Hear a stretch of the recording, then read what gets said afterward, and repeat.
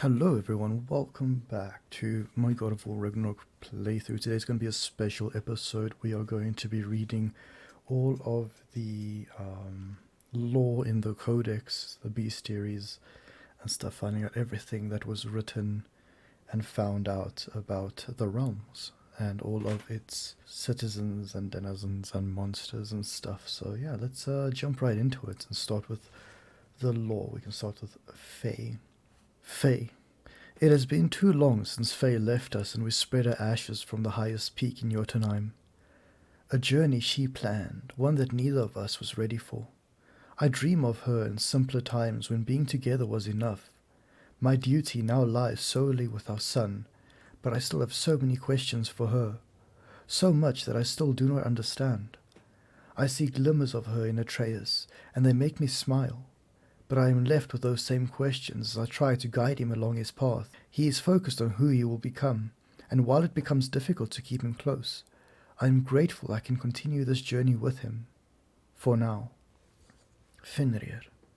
The wolf Fenrir has been in decline for some time now. Atreus cares for the animal deeply and has not been able to accept that he is dying. In the past, I would have told him to close his heart to this loss, but he has already endured so much. I see the compassion in his heart, and I am proud of the man he is growing into. But I must keep him focused if he is to be ready for more dark days ahead. What was once a dangerous hellhound tearing into the realms has now become Atreus Wolf Fenrir, returned. His knife had captured Fenrir's soul. Plunging it into Gorm released the soul into the body. I am not fearful of my son's abilities, but his power takes me by surprise as it grows. Speki and Svanna. Not long ago we rescued a pack of wolves from raiders on the Lake of Nine. Despite my warnings, Atreus decided to name them. Having these two pull the sled has made transportation significantly easier. Speki and Svanna have served us well, and been welcome companions on this leg of our journey. I see their need for affection. I feel a desire to protect them and bring them comfort. I am pleased that we were able to rid the realm of the raiders who slayed their kin. If it is within my power, I will let no wolf suffer the same fate. Mimir. Mimir has lived with us since our return from Jotunheim. I have known few I would call friend, and brother fewer still. But I have come to rely on his wisdom and counsel of the smartest man alive. Also, he is compact and does not consume precious resources. Atreus. Atreus has grown much since our journey to Jotunheim. We have trained through winter upon winter with no summers between. He is stronger, more capable, more adept in battle, and an excellent climber. But he still has so much to learn if he is to master his emotions with discipline. He remains distracted by thoughts of Loki and the destiny foretold by the giants. Whatever his mother's people intended for him, whatever she intended, I will keep him safe and prepare him while I can. Skolenhati. Of all the stories Mimir told us of the giants, this was among the most difficult to believe. Giant wolves with the power to chase day into night and back again? Yet the secrets Atreus uncovered within their shrine reveal they are alive. And perhaps then, so is Tyr. Brock. The dwarven blacksmith Brock was the first ally we encountered when we set off for the mountain's peak. He and his brother Sindri made the Leviathan axe for Faye, and this has been our common bond. Brock is blunt with a foul tongue, but there is wisdom in his bluster. I find him acceptable company. Sindri. On our journey to Jotunheim, Sindri proved himself a capable blacksmith and valuable ally. Now he has been helping Atreus in his search for Tyr. I am unhappy this was done without my knowledge, though it is better Atreus was not alone on his path. I will attempt to spare the dwarf my wrath. It may not be easy. Reb, Rob, the dwarven proprietor of the tavern in Nidavellir. He was forthcoming with Derlin's location, and also with a bitter anger towards Mimir. His establishment is too small and unwelcoming. I hope he is a better musician than he is a barkeep. The Lingbark. It appears that Mimir has enacted many cruelties here in Svartalheim. None more reprehensible than chaining this creature and harvesting its fat for oil. To perform an act so heartless and to put it out of one's mind, to never speak of it. It reminds me of a boat captain I wronged long ago. He too was robbed of his freedom and suffered because of who I was and the choices I made. Perhaps there is a measure of monster inside us all.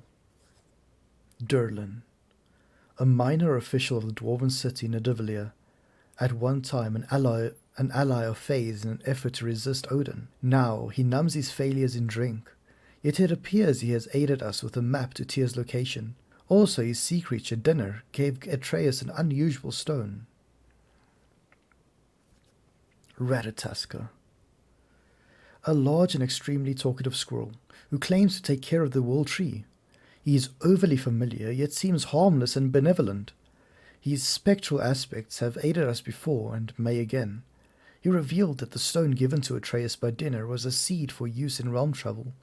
If he continues to prove useful, I may tolerate his excessive blather. Tyr. Of the myths and legends Mimir has unfolded to us, none have so inspired Atreus as the life of Tyr. Once the god of war in these lands, he declined himself to peace. A hero not only to mortals of Midgard, but to those of the far-off lands of the pantheons to which he travelled in the name of diplomacy. Even the Jotnar revere him. It is believed his aid is what made the giants disappear, escaping Odin's wrath, at least for a time. I am not certain he will prove as useful to us as Atreus hoped, either as a leader or as a source of information. Though perhaps, with patience, he will recover himself. Most importantly, he seeks neither war nor revenge for the suffering visited upon him. In this, I am grateful.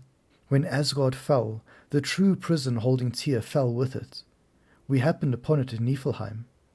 Finally, we meet the war god of legend. He is different from the one we thought we knew. Yet he has been through much and needs space to recover. May he find the peace he seeks in this new world. Halfgufa. We have discovered that the source of the sandstorm in the Barrens was a creature Mimir calls a Halfgufa.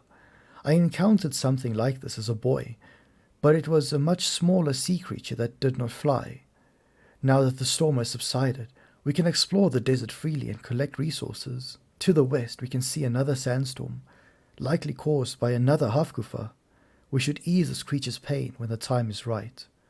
The Halfgufas have been released, and the sandstorms in the deserts have subsided. Once reunited, they mated, gave birth, and died. Their species will live on. I am pleased we were able to free them, and that I was able to spend this time with those who are close to me. These creatures offer a reminder that the time we have with our loved ones is short and never guaranteed. I will remember this moment fondly. Freya. Freya continues to pursue us, seeking revenge for the death of her son Balder. I do not wish to fight her. She was a friend, but I will defend myself if she forces my hand. I do not see a peaceful resolution to our situation. Though I tried for so long to avoid it, we were forced to confront Freya head-on. For the time being, she has stayed her blade, and I have agreed to travel with her to Vanaheim. I do not believe she will ever forgive me, but perhaps our journey will give her time to reconsider her need for vengeance. Our journey in Vanaheim was successful in breaking Odin's curse on Freya, and in allowing us to forge a new alliance. With her anger now focused on Odin, perhaps we can free ourselves of his influence altogether. I am relieved to think of her as a friend once more. I can imagine no more formidable ally. Freyr. We have met Freyr, the brother of Freya, in Vanaheim. He is an unusual god. Roguish, not as impressive as his sister, yet his allies seem loyal, and include many I would not expect to cooperate. He does not resemble any great leader I have known, nor does he share their strengths. What makes him so able to unite former enemies, and will it work with Freya? Lunda, an old friend of Brock, and blacksmith to Freya's army. She seems the Holdra brothers' equal in skill. She's also their equal in being too familiar too quickly and behaving strangely. Her comments are often puzzling and difficult to interpret, and I catch her staring. Often. However, if her armaments are strong, I will tolerate her. Bela and Begvir. Bela, a dark elf, and Begvir, a light elf, are allies of Freyr, and something more than allies to each other. After seeing so much division and anger in Alfheim, to see them together is striking. It is a reason to hope elves may yet find peace. Perhaps aiding them by exploring the hidden sanctum in the Alfheim desert will allow us to help correct our own past wrongs toward the elves. Helka. Helka is a hound of unusual girth who is kept by the allies of Freya's camp. Her tracking skills are impressive. If Birgir survives to return home from his fall into the jungle, he will have the dog to thank for his life. Hildisvini. When we first met Freya, as the Witch of the Woods, we had wounded her magical ball and helped her to heal him. Now we have met him restored to his human form, a trusted counselor to Freya and Freyr. He appears to hold no grudges against Atreus and I, but his rivalry with Mimir seems long and bitter. The Norns. The fates of these realms. Their names are Uro, Verdandi, and Skuld. I do not know how I know this. Their meddling inside my mind is already proving difficult to recall, yet an uneasy feeling remains. No matter. I remember learning Heimdall is a threat to my son. That is enough. Sigrun the Valkyrie Queen was the most lethal opponent Atreus and I faced in our prior adventures. Long ago, she was loved by Mimir, and clearly he remembers her warmly. But her utmost loyalty is to Freya, having aided her in restoring her warrior spirit and recovering her Valkyrie wings. Kelpie. Our search for the Norns led us to a mystical horse. Mimir called it a Kelpie. It walked upon the water, transformed and then dived down beneath the surface, carrying us to the Norns' inner sanctum. I expect our departure to be no less unpleasant. May the Norns make this journey worthwhile. Rasvilgur. We have spoken to the eagle that presides here in Helheim. She watched from afar while I battled the bridge keeper in our prior journey. Now, by releasing Gorm, we have opened 6 tears to Helheim. Rasvilgur is not pleased, but does not appear to be our enemy. That is for the best. The Lady of the Forge. Brock spoke of the Lady of the Forge with much reverence before our arrival. In fact, this mermaid is herself the forge of this mountain. Her melding the pieces of the Draupnir spear was a sight unlike any I have witnessed. It is unfortunate she could not see Brock due to his missing soul bits. Surtur. Surtur has agreed to help us if we do not involve Sinmara. He believes that his fire channeled through the blades of chaos alone can provide the spark needed to bring forth the monster who will destroy Odin and Asgard. This man of ash cares nothing for his life, only for who he loves. He bears her heart in his chest and is separated from his own, as he is separated from her. I believe I understand his condition. Birgir. Birgir bears the armaments of the travellers, yet he has abandoned Odin's false path and sworn himself to Freyr and the defence of Vanaheim. We feared him lost after his selfless act allowed us to escape on Skidbladnir. I am pleased we were able to repay that debt and rescue him in return. A brave and honourable warrior, Dane. Faye once spoke of me of Dane, the stag of spring. She called him the Dead One, for the season of rebirth can never come without death to lead the way. The thought came as a comfort to me, as she knew it would. Dvalin. Faye would refer to Dvalin, the stag of summer, as the unconscious one, named for when the winds grow calmest. The dwarven names of these stags led her to wonder if they evolved from the primordial dwarves who embodied the winds. The thought seems less strange to me after encountering Fafnir and his brothers. Dunir. Once, during a great storm, Faye told me the story of Autumn's stag, Dunir, also called the Sound of Thunder. To my regret, I remember it little. I only remember her, the fire in her eyes, the passion in her voice, her very being animated by the colours of the season and the ferocity of the winds. The memory of her spirit long outlives her words. Durafor. In our journey to deliver Faye's ashes, it was a Jotnar statue of Durafor, the stag of winter, that aided our passage through the mountain of Midgard. It is only fitting. When Atreus was too excited to sleep, Faye would sing of the thriving slumber, the sleep of winter that allows for the dreaming of spring. The body needs rest, she would say, but the soul needs to dream. The foes. Balder. I do not regret Balder's death. Had I allowed him to kill Freya, he would not have abandoned his pursuit. His fate would have been the same. I do not expect Freya to accept what happened as a necessity. She will likely pursue us until one of us is dead. Magni and Modi. Magni and Modi, the sons of Thor, also pursued us on our journey. Magni was strong, but arrogant until his last breath. Modi proved himself a coward, but I pitied him in the last moments. There seems to be a little forgiveness among the Aesir gods, and I expect that we have yet to suffer the consequences of the blood we spilled. Thor. There are many differences between Thor and his brother Balder. Balder fought wildly, his motivation to inflict pain. Thor is calmer. His bloodlust is for the fight itself, not for the suffering it inflicts. The full force of his attack is as heavy as any I've felt. The hammer Mjolnir only compounds his power. Each blow echoes with the death and destruction they have wrought together. He chose to end our fight prematurely. It is good for both of us that it did not reach its conclusion. Odin. Like his son before him, Odin has come to our door. He does not seek vengeance for Balder, but instead he speaks of peace and inaction. Odin claims that Atreus has been searching for Tyr and has requested he halt this endeavor. I am not pleased that he knows more about what my son is doing than I. While I do not approve of what Atreus has done behind my back, I will not abide the gods of this realm coming to my home and dictating our actions.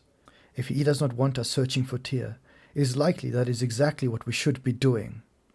I must note that he offered a deal of peace for our inaction. If I did not have a better counsel, I would have been tempted to take it. His threat to Freya made this impossible. She may persist as a danger, but to ally against her with former husband is unacceptable. The Huntress. The stalker that ambushed us has broken my shield. She was a formidable huntress and fought well. I must alter my defensive strategy now that I do not have the ability to block. At least now we will be mentally prepared if we encounter another stalker. Hertha the Hateful. I have never encountered a Draugr like this one before. It fights as if fueled by an infinite hate. It emerged from a scar in the earth that closed once we defeated the monster. If we encounter more of these holes, we must close them and put down any creatures that emerge. Mimir has identified her as a former empress called Hertha. I do not care who she ruled over. I will put her back in the ground. Alva. Winters ago we defeated the Dark Elf King Svartalfjöfr. It appears in his absence a new guardian of the Temple of Light was anointed. Her swordsmanship and command of a form was unlike any I have gone up against. She was the aggressor, but once again Atreus questions if we have helped the wrong side, referring to the struggle between the light and dark elves. The only side we can take in this conflict is our own. Fiske. What sort must a mortal be in life to be given such power and authority in Valhalla? To wield a scythe and defend territory with such vigor? I imagine this Fiske a farmer who took up arms against some threat and proved adept at slaughter, and for his valor he is awarded an afterlife of more slaughter. I wonder whether he even has a choice. Nithog. I do not know why a creature such as this would be devoted to guarding the roots of a tree, but she gave her life in their defense. Odin exploited Nithog's purpose, protecting the roots of the world tree, to guard the curse he placed upon Freya. To use an otherwise innocent being's nature to lead her to destruction is a vile practice. I do not regret slaying Nithog to gain Freya's freedom, but how many others are in the unwitting service of Odin? How many more will lie dead because of it? The Maven, the vigilant steward of an Alfheim library. Our ally in Vanaheim, Bigvir, told me the steward comes from a long line of elves who followed the same path. Librarians. A library exists to hold and share knowledge. To hide this away and claim it would destroy the light elves from within is to lack faith in the people who would most benefit from it. Olaf Knudsen. The leader of the Coal Raiders will threaten the wolves of Midgard no longer. Atreus has grown close to Speki and Svanna since their rescue, but over time I have come to rely on them as well. They are loyal and well-mannered, for the most part. I hope I have been able to put their troubled minds at ease, now that this Olaf will never lay hands on them again. Heimdall. Heimdall was everything described. A cruel, pompous bully and a formidable foe. His gifts of intuition were nothing to be ignored, nor was his unexpected mastery of the Bifrost. When I struck a blow that should have ended the fight, I tried to heed the voice in my head, that he was beaten, not worth killing. But Heimdall sensed my pity, and it shamed him. His pride would not allow him to accept my mercy. So in the end I gave him none. It was not my choice. And yet I feel satisfied. Have I proved the Norns wrong? Or have I proved them right? Ormstunga, the poisonous fumes this creature emitted rivaled that of a newly erupted volcano in Greece. The air around it smelled of rot and winter's old must. We have seen many grim in Svartalfheim. I had thought they could not get any more deadly than they already were. I was incorrect. Miklimunur. As we again passed the mine of Svartalfheim, we were first freed here. We found a troll had taken up occupation of the prison. I do not know why such a creature would seek out and remain in a mine, let alone defend it. Then again, if the dwarves found value in such a place, perhaps Mikkelmunur did as well. Rest and mist. To fight two Valkyries in tandem is to face both the sea and the sky as they crashed down as one. Their coordination in battle was unmatched. It is a pity their fealty to Odin is by choice, and not a corruption abated by their death. I would always prefer a Valkyrie fight on my side. Their aim was to take the mask back to Odin, and perhaps Atreus with it. I hope news of their demise travels swiftly to Asgard. Gna, Odin's final Valkyrie queen. At one time she was Freya's handmaiden, friend, and a trusted confidant. Mimir has called her a traitor, but it was clear she believed she was the one betrayed. Freya had spoken highly of her ambition, her conviction, and her unyielding loyalty. These would be admirable qualities in a warrior. Yet in the end, her loyalty proved misplaced in Odin, even after his defeat. She met her end with dignity, though Freya took no satisfaction in delivering it. Stinner and Sturker, brothers, still in the service of Odin after Asgard has fallen. What they had hoped to achieve in the deserts of Alfheim is now blown away with the sands and the wind. Should any more Asgardian forces remain loyal to Odin, I will rid this land of them. The Oathguard, travellers, old comrades of Birgir who stayed on their path while he rejected it. Odin, hiding behind a false name, promised them a paradise in exchange for their loyalty. But like so many before them, they had been fooled. Birgir made efforts to awaken them to the truth, but they proved vain. To abandon a poisonous path and walk another is no small challenge, for mortals or for gods. Birgir's brothers lacked his courage. The Untamed Fury, a stalker we fought in the jungles of Vanaheim. I did not wish to kill a warrior such as her, but her transgressions against innocents in Vanaheim could not go overlooked. She was a worshipper of Skadi, but it appeared that over time her devotion waned. My hope is that she finds peaceful rest in the jungle she claimed to protect. Bloodhorn. We encountered this creature in the jungles of Vanaheim. Freya later told me of this legend he carried with him. Stories of his fierceness were told to young Vanir children to keep them in line.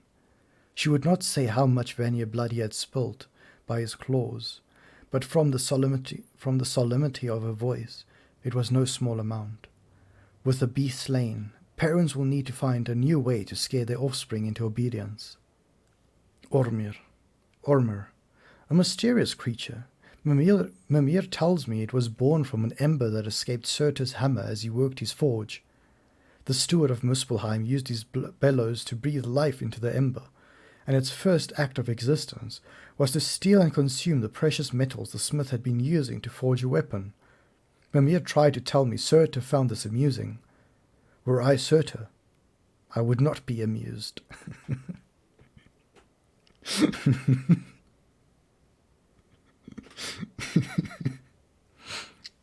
The Raven Keeper. According to Mimir, This Raven Keeper was an acolyte of Odin. Lacking the physical prowess of a Valkyrie, she proved no less useful for her cunning and satyr-craft. Odin was in need of eyes in all the realms, and it was she who offered a solution. She stole the souls of children and reshaped them according to Odin's malevolent will. In freeing the ravens around the realms from her servitude, we incurred her wrath. Now we have rid the realms of both the winged spies and their creator. I only hope those poor children may find some measure of peace. King Rolf Kraki, former owner of the cursed blade Skofnung, an unworthy man who declared himself king. Mimir spoke bitterly of how he and his berserkers laid waste to the kingdom of Leari.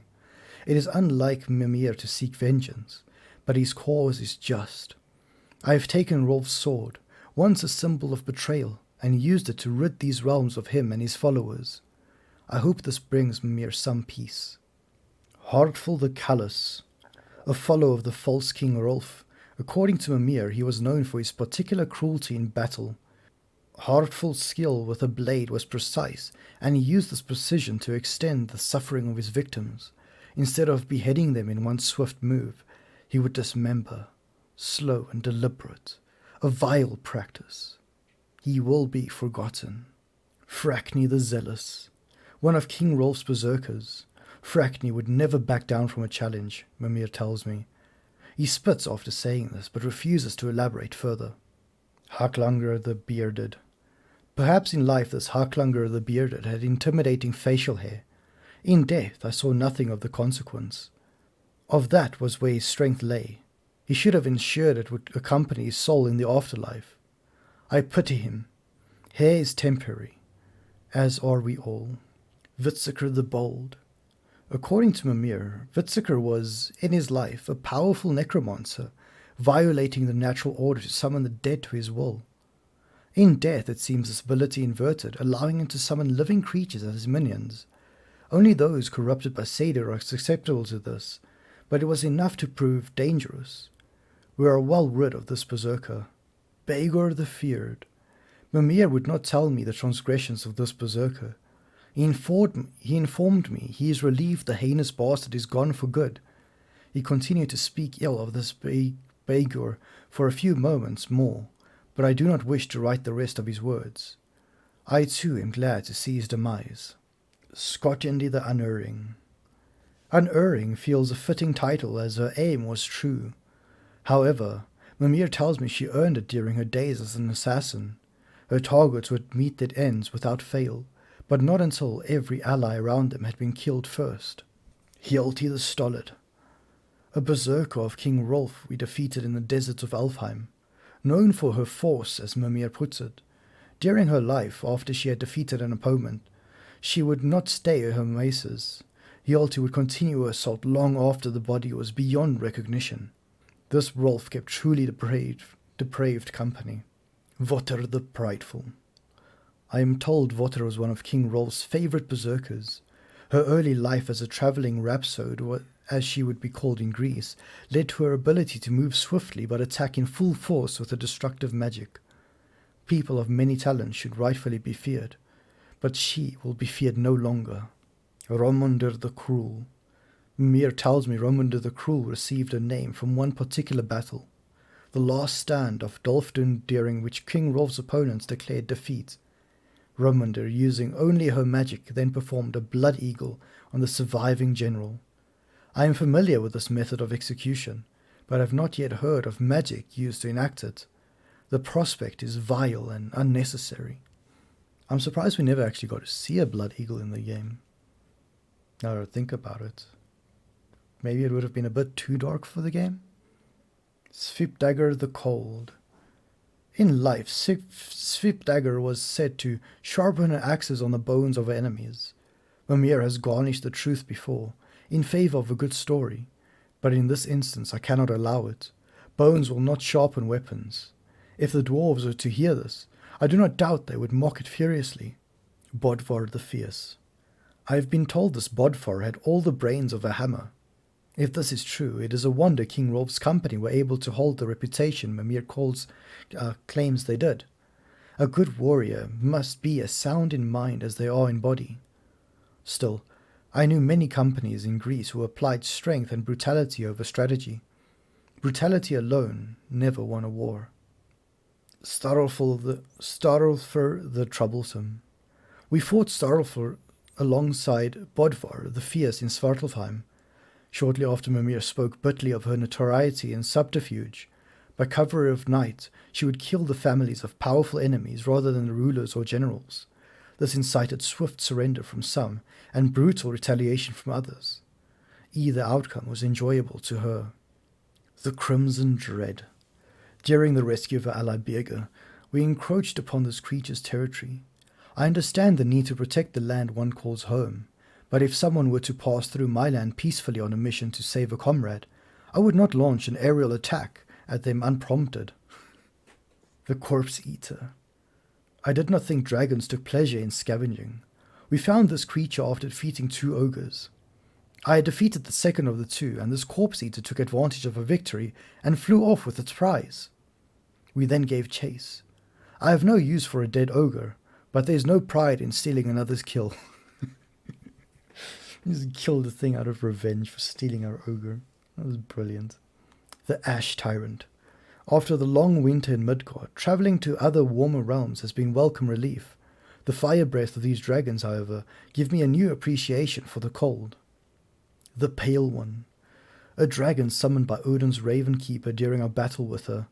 To summon a creature such as this, I must wonder, did she imprison the beast just as she had imprisoned her ravens?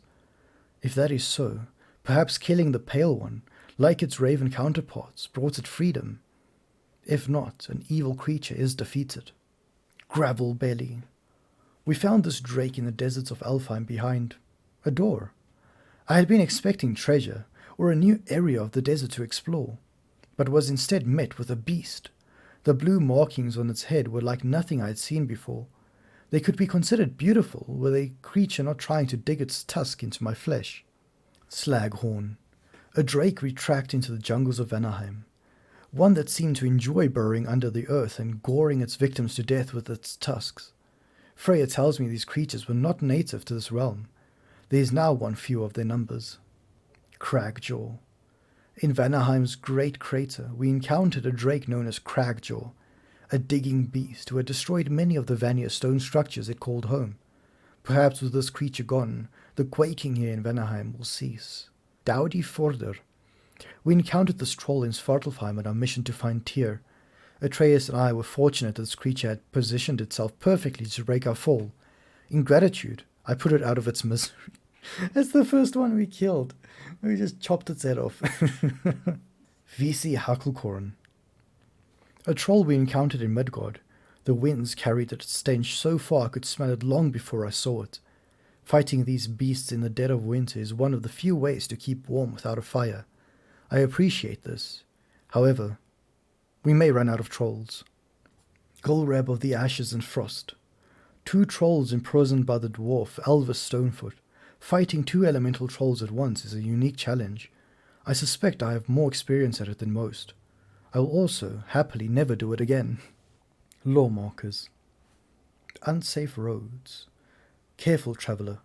This road leads to Nidavellir, sure, but so too does it lead to dangers beyond mention. If you give a damn about your own safety, you'll find an alternate route to the City of Iron. Should you succeed, find me so I can spread the word of whichever route you took that didn't end with you getting your skin peeled off of your body by something hungry and pissed off. Durlin. Cooperation. We built this realm with our dwarven hands, reinforced it with dwarven muscle, innovated with our dwarven minds. But we no longer have to do it alone. Our strength and ingenuity has finally found an equal in the Aesir of Asgard. Now, dwarven smiths will work hand in hand with Aesir soldiers and engineers. Now, Aesir backs will share the burden with the dwarven brethren, lightening the load for us all.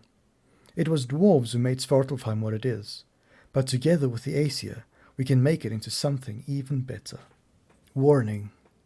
If you can read this, return to work. Regarding the removal of resources. 1. When making your initial strike, use an axe, not a pick.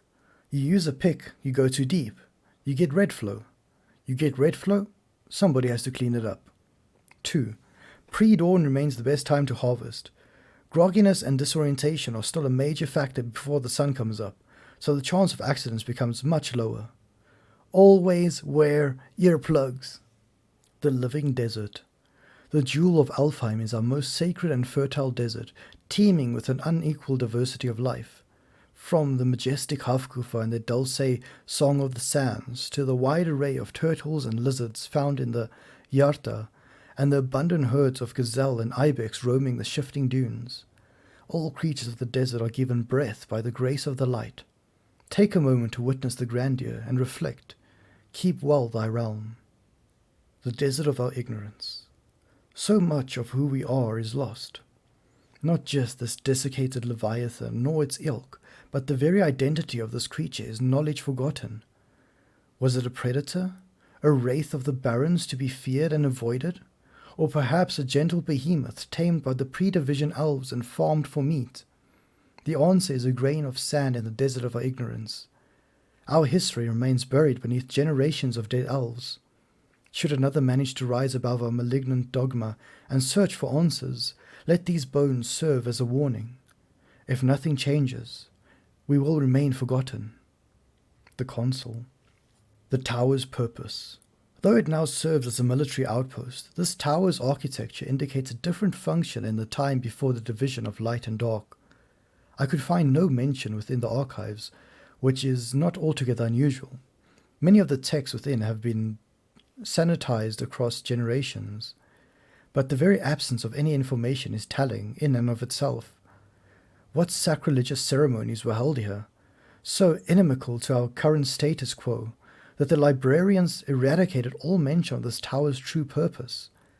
I can't help but assume the answer is the key to a lasting peace.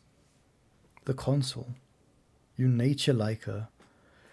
Two golons sit in front of this marker that says, unnatural. They're tied to a sled and completely calm. Strange. How long have they sat here? They're just as well behaved as Specky and Svanna. Gulon Kol. Thanks to the opposition's grotesque hypocrisy, Alfheim's Gulon are a threat to our livelihood. Though I have culled many on the surface, there are undoubtedly more down below in the Dark Elves' hovels. So long as we deny them access to our light, the pair at the desert's entrance shall remain the only docile version of these foul beasts. Let them remain. They will serve as useful subjects for further light infusion experiments. The Maven, the Enlightened One. In honor of the Enlightened One, may his gift shine eternal, may his light serve as a beacon of harmony, may peace endure among the elves as we forever bask in its radiant glow. Bjargstormer. Casualties caused, 43 dwarven, 22 other. Method of imprisonment, not slumber. Prison location, Alfheim. Date of release, not applicable. It's a troll. Rehabilitation isn't possible. Feel free to use a rousing relic if you're desperate to get your skull caved in. Imprisonment overseen by Elvis Stonefoot Svartalfheim, otherwise known as he who is running out of patience for writing these reports. Rules of the Sanctum. All visitors must observe strict silence inside the library, even in the vestibule passageway, grand hall, mezzanine, and upper circle. No books are to leave the premises for any reason under penalty of death. Transcriptions of any material within the library are expressly forbidden. Damage to library materials due to carelessness, including creases, folds, annotations, and such like, even accidental, will not be tolerated. Comestibles, libations, and liquids of any kind are forbidden. Visitors must check in with the present librarian before leaving the library. Failure to adhere to these rules will result in immediate punishment, to be determined by the present librarian. The Arbiters of Knowledge. We are the caretakers of truth, the arbiters of knowledge, protectors of this repository of enlightenment that stretches back to our earliest writings, ancient as the sands.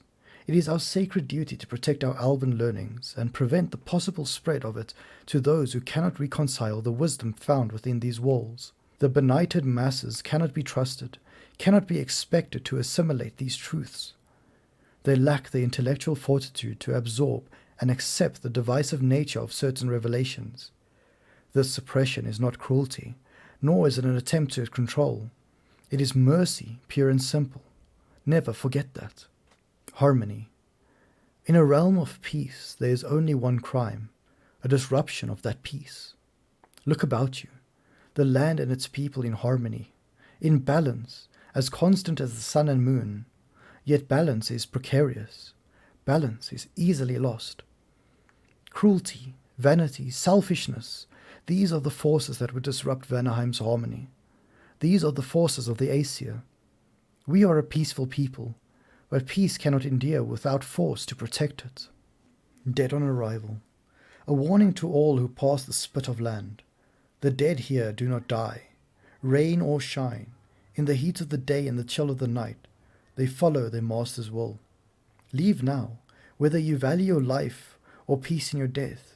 You do not want the prison of this magic. Necromancy haunts the dirt beneath your feet. Garden's progress. Gala bushes, 4 planted, anticipating first berry harvest next winter. Favor petals, red, 6 planted. One currently wilting, may need to be moved for more sun exposure. Favor petals blue, 6 planted, all blooming favorably. Favor petals yellow, 6 planted. 3 seem to be struggling. Will apply extra fertilizer with eggshells and crushed drake bone and hope for improvement. Fern pathway, filling in nicely. New fronds may need a trim next moon cycle. Topiary fencing, still in search of new caretaker after previous one's sudden departure. Green bulb tree, acquisition still in progress, unsure if roots will take outside their home realm. Call to arms. To the Vanir of Vanaheim, my sister has abandoned us. Odin has turned our realm into a prison, and Freya has fled with the key. There is only one path forward, and it will not be a pleasant one. We will take up arms. We will show the Aesir whose realm this is.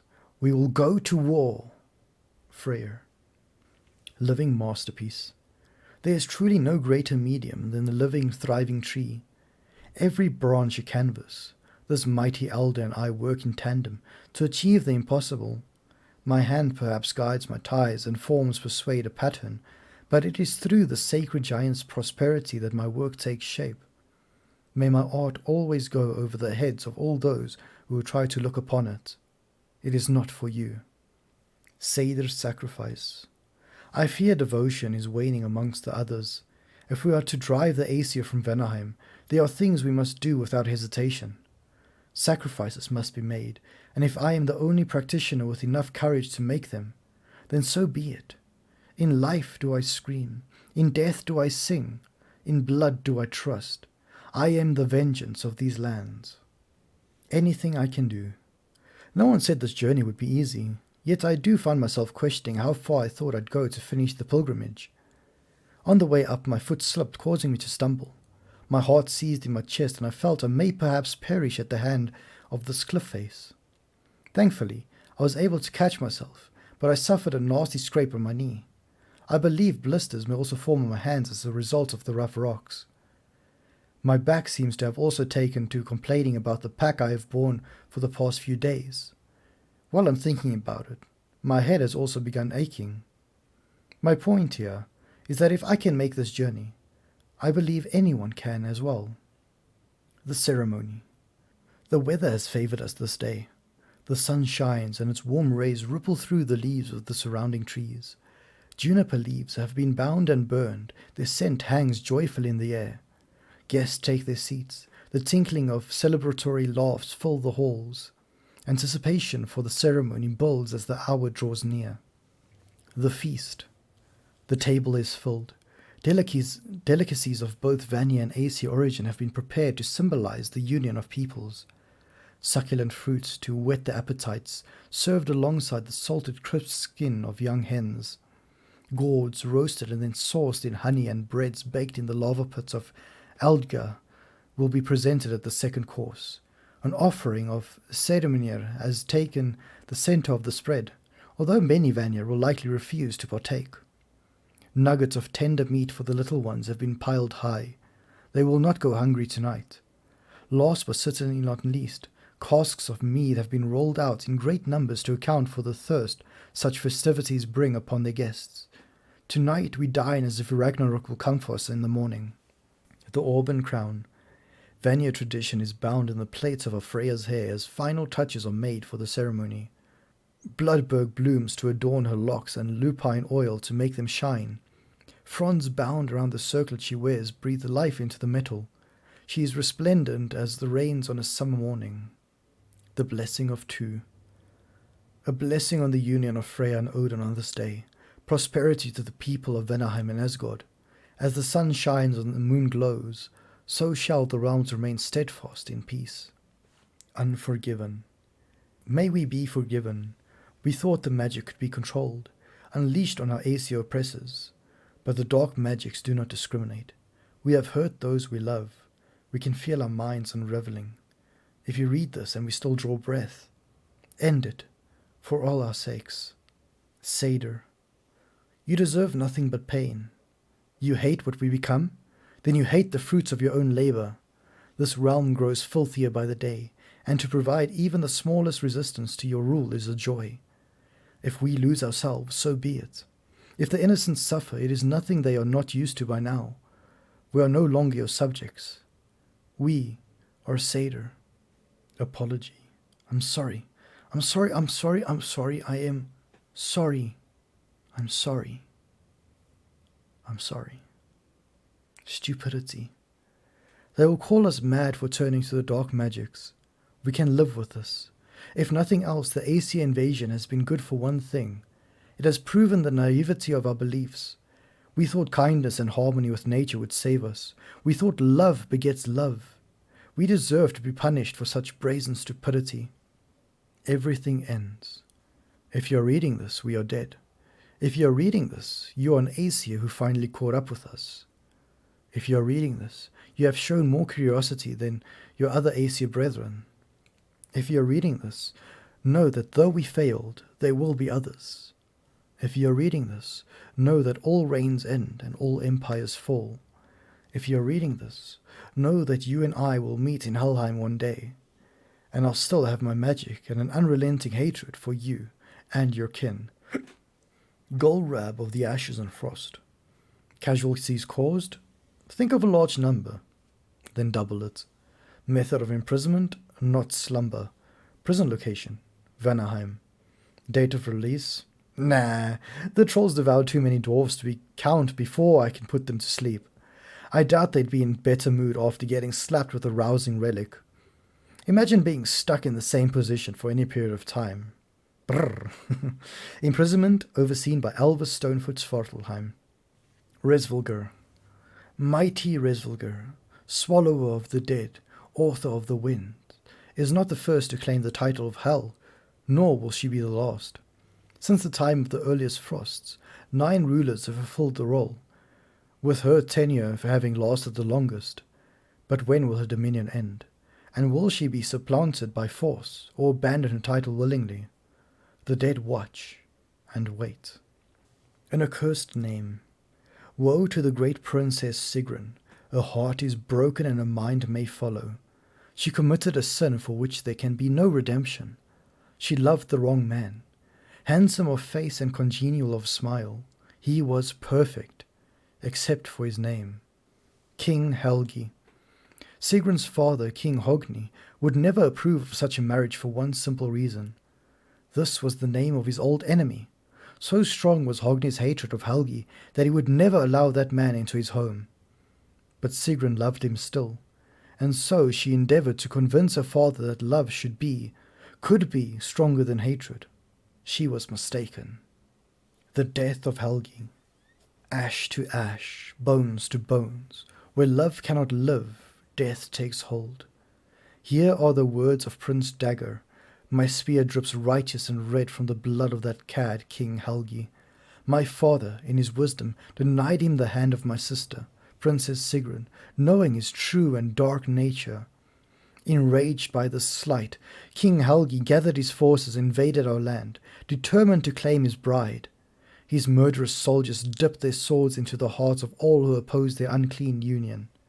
Mother, father, all my brothers, hunted down and slaughtered, all because he was denied my fair sister, the only male of my line left standing, I impaled the villain Helgi on my spear, did my duty and venged my family. Love's end. There never was a love as passionate and sordid as the one that took root between fair Princess Sigrun and the foreign King Helgi. Helgi begged for a hand, but Sigrun's father, King Hogni, refused. And so Helgi raised a terrible army and descended upon her land, murdering all who opposed their union. King, queen, princess, all lay dead, all except for Sigrun's brave brother, Prince Dagger. The valiant Dagger took his spear and ran it through Mad King Helgi. When the princess discovered her lover dead by her brother's hand, rage blinded her, and she did inflict a curse on him most foul. But as her vision returned and she saw her entire family dead, she realized her mistake. It was too late. The curse on her brother had taken hold. From the depths of grief came heartbreaking regret, and it overwhelmed her. In penance for her sins, she cast off her riches, title, and throne to dedicate her mind, body, and soul to the mighty Valkyries. A vow she did make, to tuck her heart away, for her love was too dangerous. Bloduger Stein. Casualties caused, 78 Dwarven, 3 other. Method of imprisonment, not slumber. Prison location, Midgard. Date of release, never, unless the witches of Vanaheim come up with a potion that turns aggression into something cuddlier. Even if you come into possession of a rousing relic, don't use it unless you're itching for a fight. Imprisonment overseen by AS, as in 1 letter away from what you can kiss if you keep making me carve reports into these tablets. Rune reads, Winterman? Kill the Winterman. The runes appear to be the work of raiders, but I do not know the Winterman. Their attacks have increased of late. Perhaps he is the source of their agitation. Tyr's helmet. Win minds, not wars, found etched into the helmet of the statue of Tyr. A radical philosophy for a god of war. Tyr's spear. Wish for peace, be ready for war, found etched into the spear of the statue of Tyr. I agree with the sentiment. Tyr's left bracer. Defend the peace, found etched into a bracer from the statue of Tyr. How did Tyr accomplish this? Did he not take up arms in order to do so? Tyr's right bracer. Iron peace, not a golden wall, found etched into the bracer from the statue of Tyr. Iron is far stronger than gold, yet at times peace feels as fragile as an egg. Traitor! Traitor! Found outside a ruined temple in Vanaheim, many of the realm's buildings came to ruin due to a natural disaster, or the Einherjar. Freya's temple has fallen for different reasons. It appears that after she left Vanaheim, her own followers vandalized the very temple they once gifted her. Her people saw her marriage as a betrayal, a cowardly way to pass judgment on her actions. Prayer to Freya. May Freya never waver. Freya's people loved her deeply. They seem to have abandoned this village long ago. Whether by choice or by force is unclear, but I feel the words have soured in her absence. Vanaheim Lullaby. I bless the rains of Vanaheim. Words from a traditional Vanaheim song. In Greece, the rain served as a reminder to worship the gods. Do the people of these lands worship the rain alongside their gods? Verdant. The Vanir acknowledge the abundance of their realm, but the need to write it down is redundant. The beauty of Vanaheim speaks for itself. The city of possibility. Perhaps this is frustration over the state of Vanaheim. The writer likely thought the location would be safe from Einherjar eyes. For their sake, I hope it was. Broken history. Graffiti in Dark Elf territory next to a statue of their ancestors. The elves before the division of the light and dark. The message being, what exactly? And for who? Either the elves have seen the statue and ignored it, or they're more concerned with mastery over the light. Limitless. I'll give this to the light elves. The beauty of this temple is unmatched across the 9 realms. To think, only 2 winters ago all of this was covered by hive and darkness. I'm sure there was beauty in it, in its own way, but what can I say? White marble and gold trim is much more fetching. Sacrifice. No sacrifice in vain. A corpse lay below this one. I wonder if the poor soul wrote it before expiring, or if it was written by the fiend who caused said expiration. Patience. Found deep within Dark Elf Cave. They must use these as outposts to launch raids on the temple. a useful spot to watch the enemy and plan the next assault. The forge. Forge ahead. Could be a light-hearted jape, or another expression of the dwarves' resentment of Odin's grip on Svartalfheim. Is progress truly progress if made under an oppressor? The pit mine. Asgard Svartalfheim Mining Cooperative.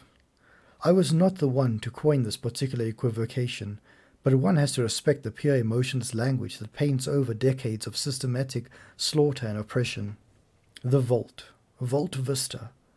Don't know what to tell you. Not everything's got a thrilling story behind it. Sometimes people just label things exactly what they are. Don't breathe. Mind your breath. Could be referring to the polluted air of the bay, or a warning against speaking ill of Odin. Both equally likely, in my opinion. The Squasher. Cudlin, squasher of wretches, killed a nest of 20 here. A legend or a boast, I wonder. I wish this Cudlin was around to enlighten us with his strategies. A prayer to Resvolger.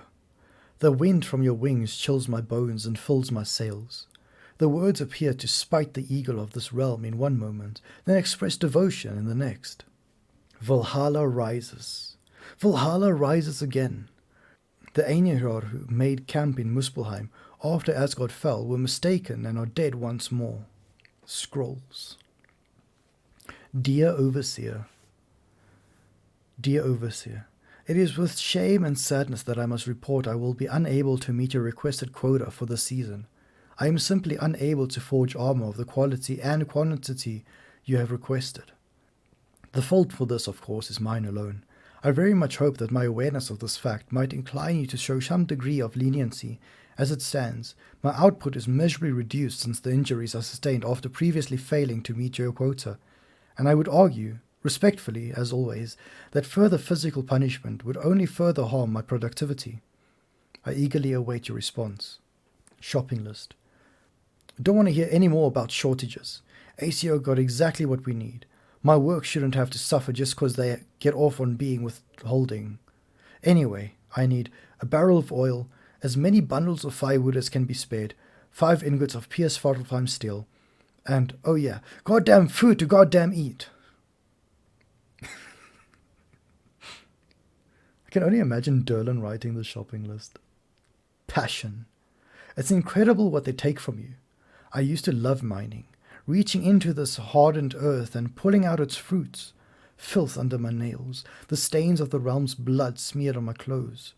I take my bounty home and hammer it into something beautiful, something that was mine.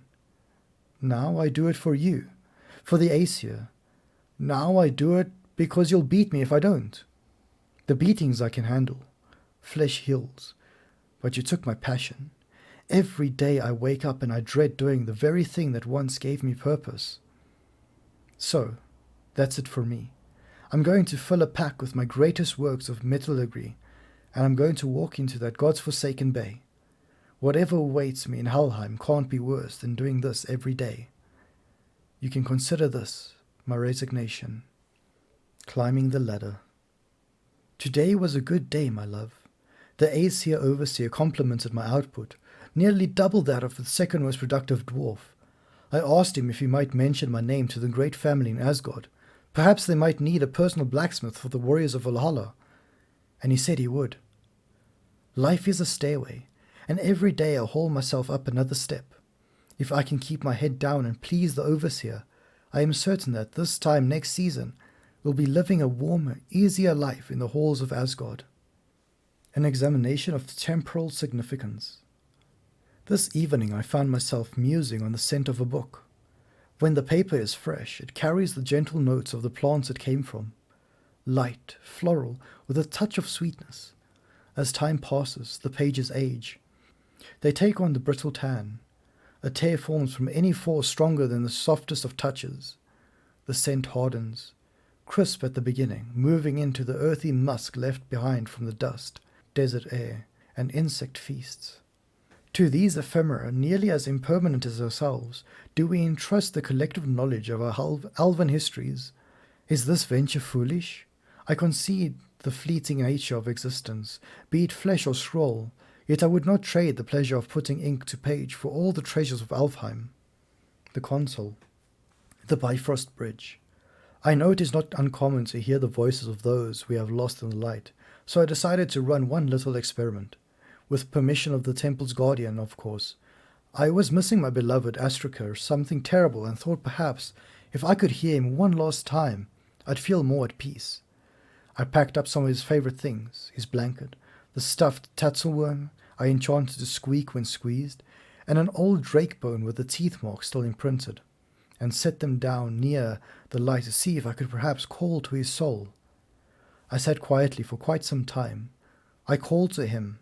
It was very difficult to confirm, but after a while I swear I could hear the distinct sound of paws on wood, gentle clicking from his nails, just the way they used to sound at home. They grew close.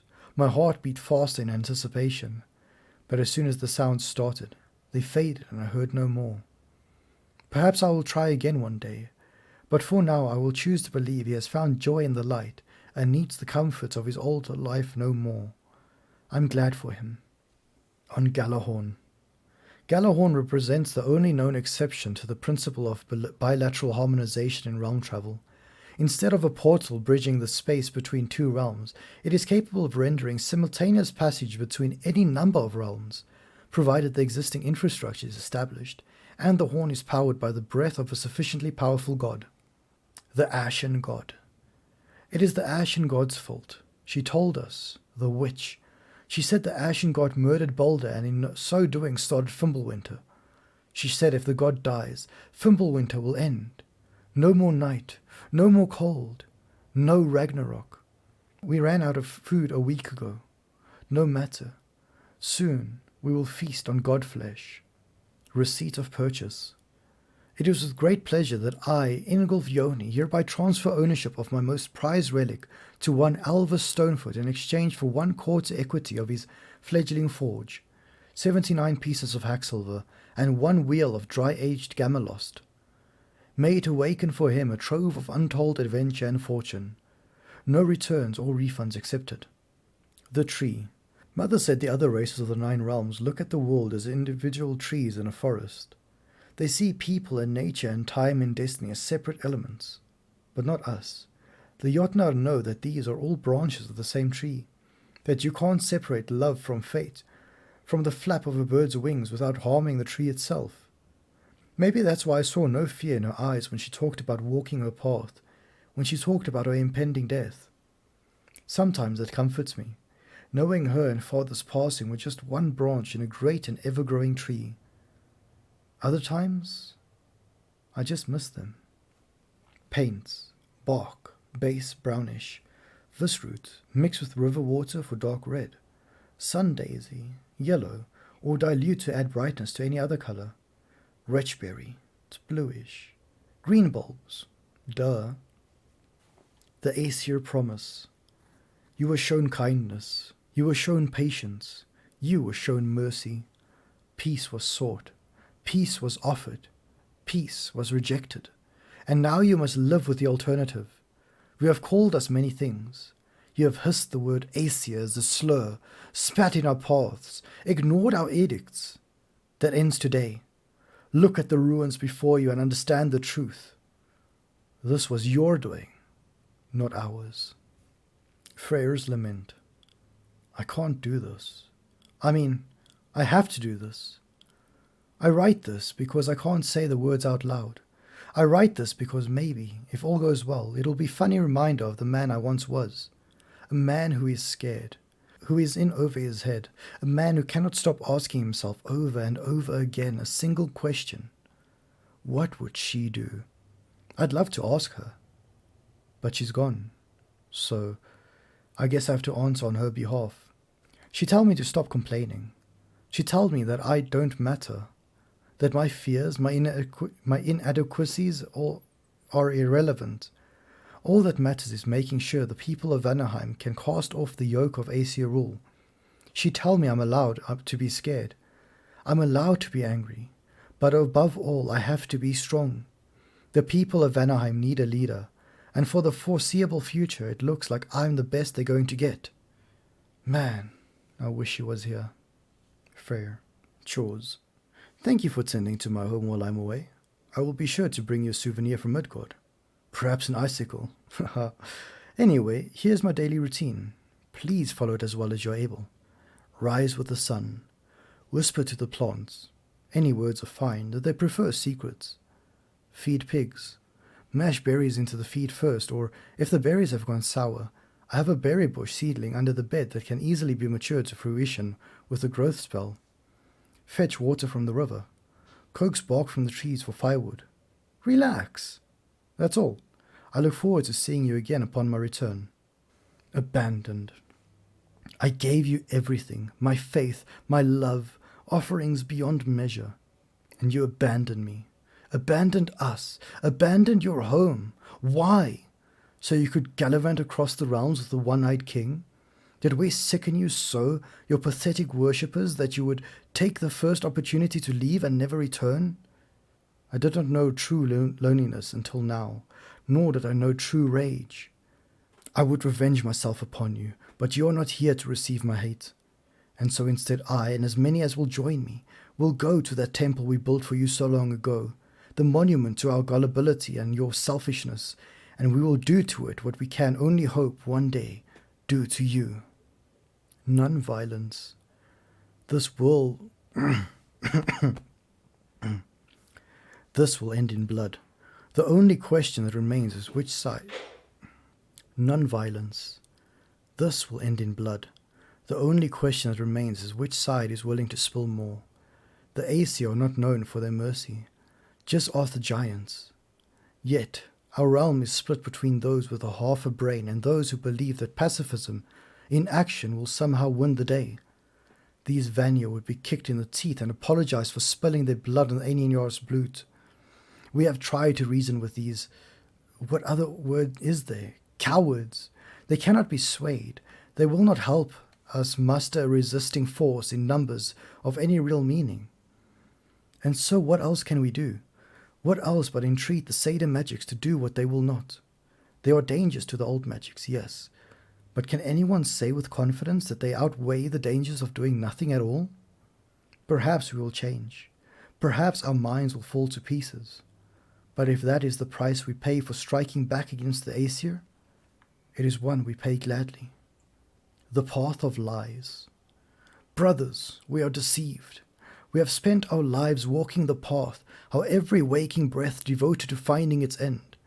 We were told the glory of the walk, of finding truth in where the road might take us. But there is no truth to be found. The path does not lead to salvation. It does not lead to enlightenment. It leads to conquest, cruelty, blood. I am stepping off the path, and I hope you will join me. Your brother, Birger. The blind guest. All of us have heard the blind guest whispers. He is in our ears in our weakest moments, when we consider giving up the walk entirely. He is in our minds when we think of the great reward awaiting us at journey's end. He is a liar. He has told us of a paradise at the end of the path, a shining place for us to take off our boots at last. I have seen many lands, many realms. I can tell you with some certainty, no such paradise exists. The road does not lead to peace. It only leads where all roads do, to other roads. More pain and pleasure and heartbreak and triumph and boredom and hunger and desperation. There is no destination. There is only the road. Your brother, Birger. The destination. If the road leads not to paradise, then where does it lead? Why does the blind guest insist we walk this path? I have listened when he would have me close my ears. I have sought knowledge when he would have me remain ignorant. You have seen the giants. You have heard their coming war with the gods of Asgard. You have heard how they hid themselves away, cut themselves off from the world tree, never to be reached again. Do you not see? It is their home we seek. Brothers, you must listen. The blind guest is the All-Father. The voice we followed is just another obfuscating moniker. The voice we followed is just another obfuscating moniker to be used by him and discarded when its purpose is fulfilled. It is he who wishes us to explore every facet of the world, not for our sake, but for his, that he may find a way into the home of the giants and take it for himself. We are not pilgrims on a quest for salvation. We are scouts for an invasion.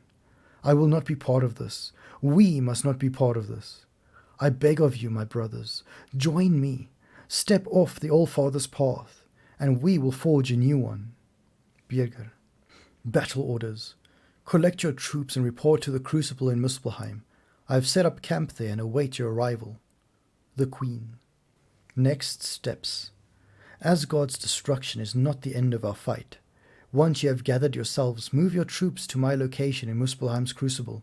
We shall strike back against the traitorous Frigg, this ghost of Sparta she travels with, and all who stand in our way. The Queen. Defend the prison. Rally your forces and make haste to the prison that has fallen in Niflheim. It now lies near the Raven Tree. Do not let the prisoners escape. The Queen. To the prison! Make haste to the prison that has fallen in Niflheim. The All-Father may be gone, but we will carry out his will and ensure the prison never sees the light of day again.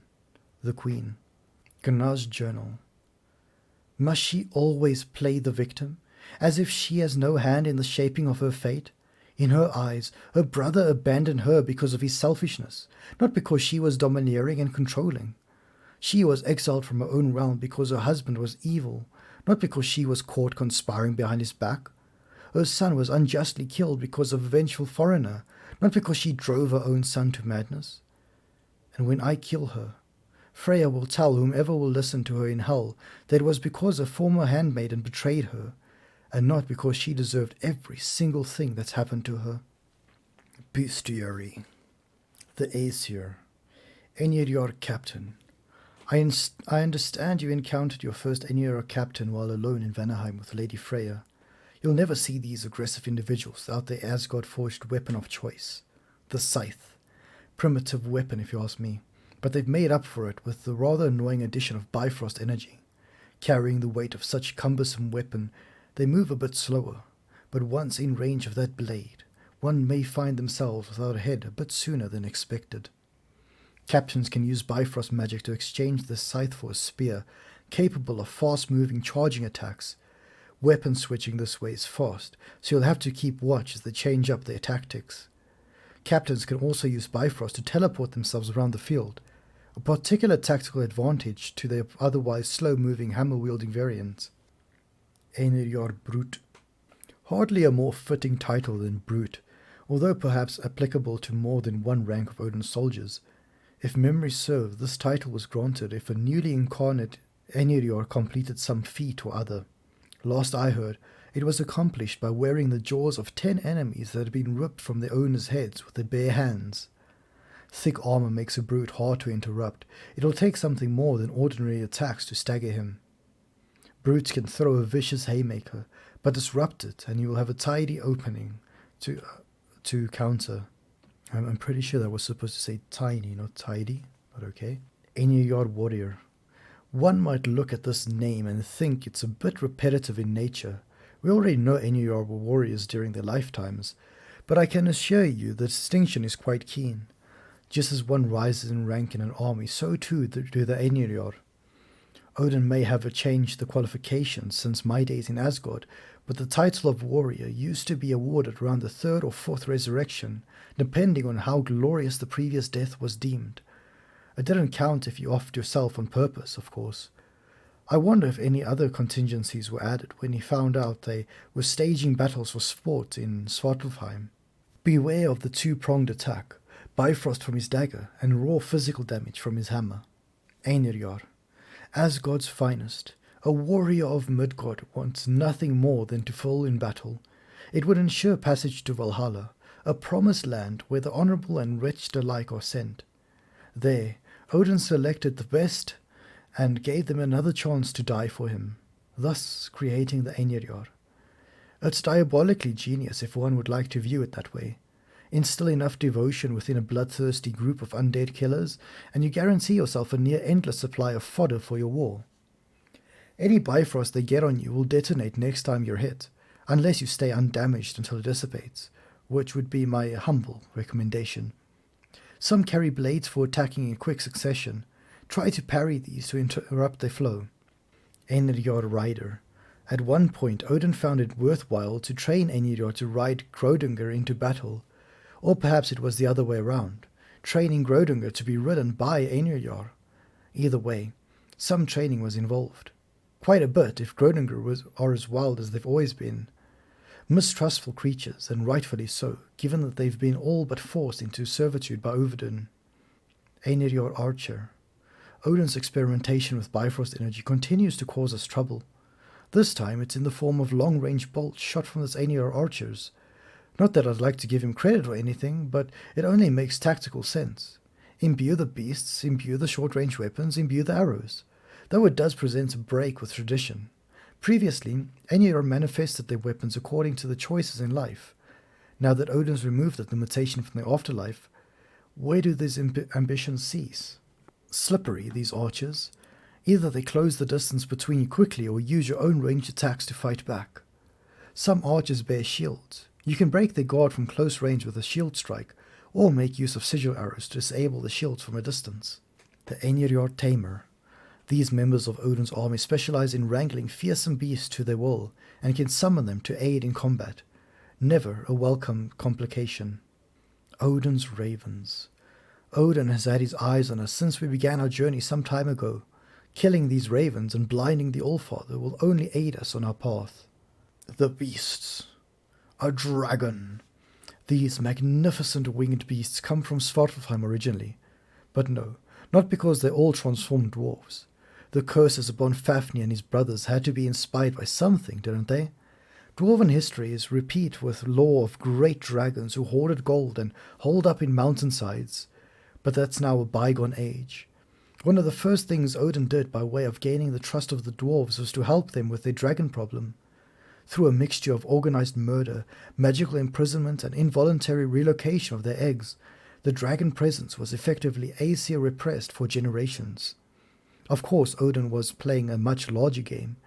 Where did all those stolen dragon eggs end up? That's an answer we're only just beginning to understand. A thrown weapon can knock them out of the air, if you catch them during their attack. Use a ranged attack to aim for a dragon's neck while it's preparing an ice or fire attack to disrupt it and knock it down. A Tatzelworm.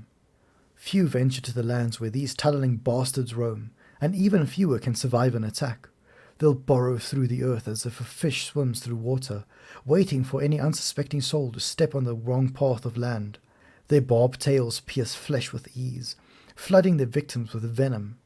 It's an all-round terrible experience, made all the worse by the almost playful sadism they seem to possess while toying with their victims. Throwing the axe will freeze them and keep them from burrowing underground. Launching and attacking Tatzelworms as they dig into the ground will stop them from burrowing for a short time. A cursed Tatzelworm. Perhaps by now we're all aware that the cursed descriptor means there's poison involved, no? Not really a need for further elaboration.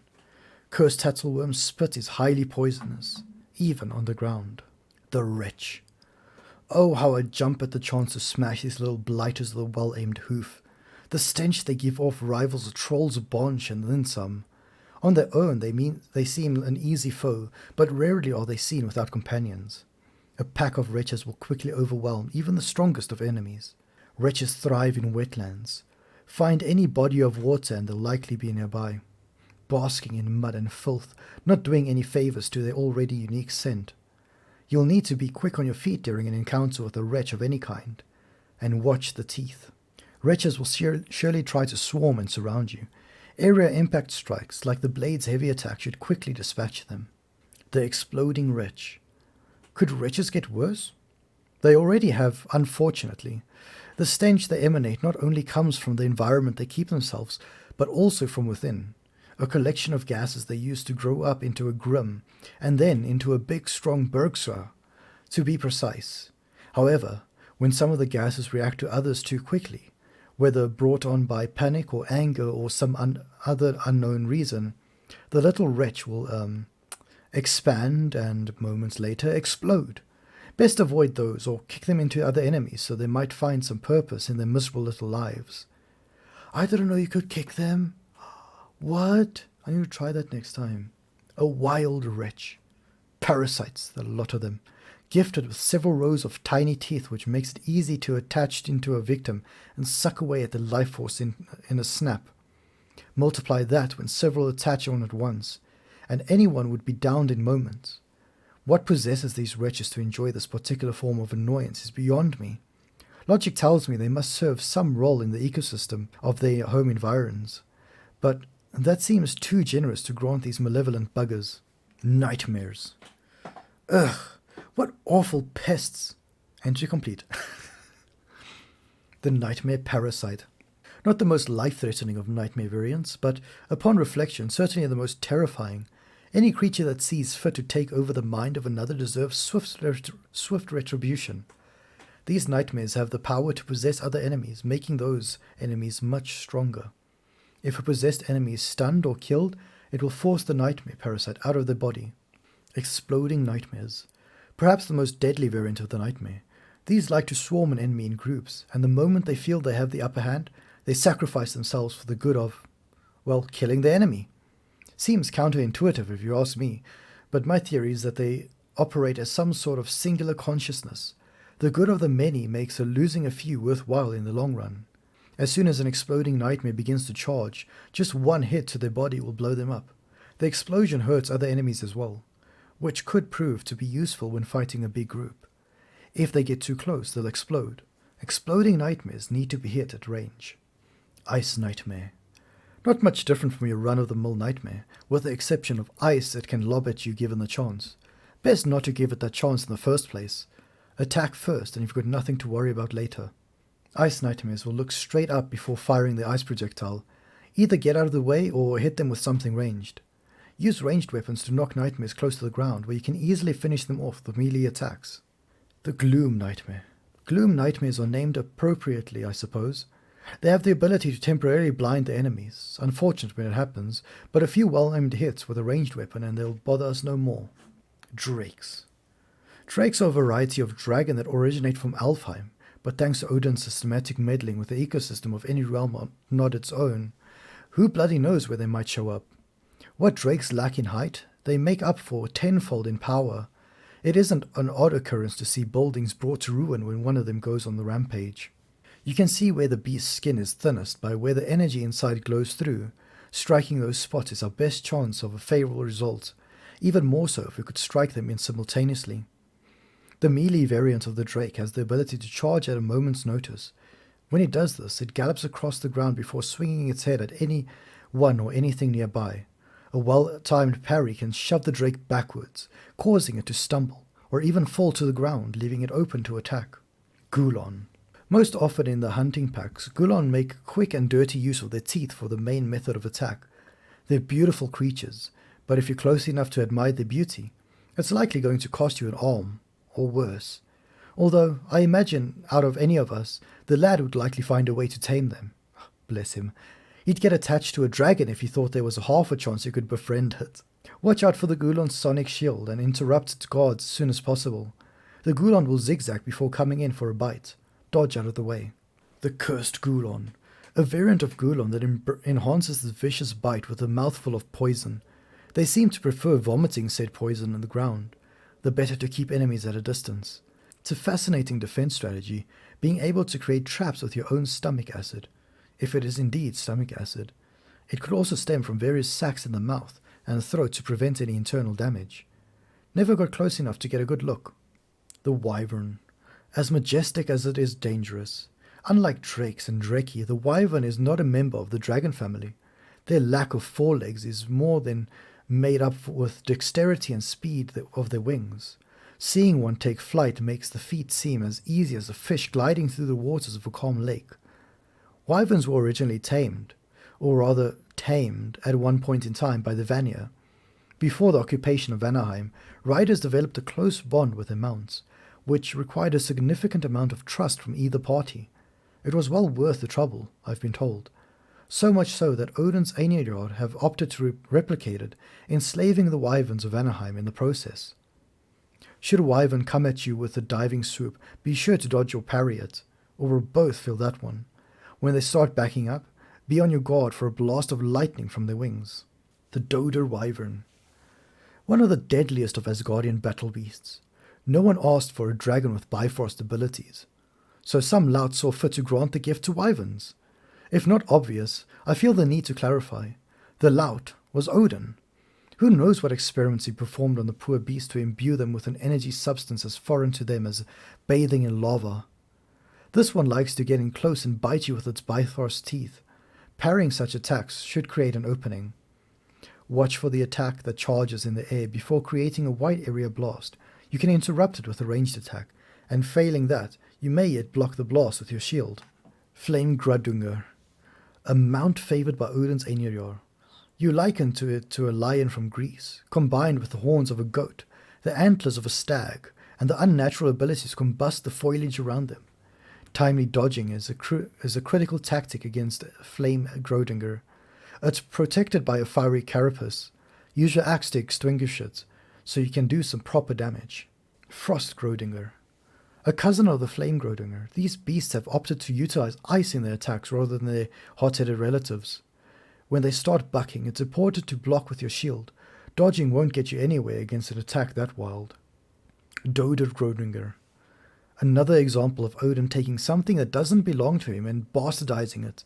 Imbuing the Gruddunger with Bifrost energy is yet another item on the long list of affronts the one-eyed pricks committed in his conquests. Its charging attack is strong, but a parry will leave it wide open for attack. For most other attacks, your shield should prove effective. The Dreki. I must confess responsibility for the Dreki that roams Svartalfheim. Odin ordered me to disrupt Svartalfheim's natural ecosystem in an effort to push the dwarves towards industrialization. I knew these apex predators, a variant of the dragon native to Vanaheim, would wreak havoc on the dwarvish ecosystem. What I did not know is just how effective they would be. The complete extinction of several native species, and an imbalance that will take lifetimes to undo.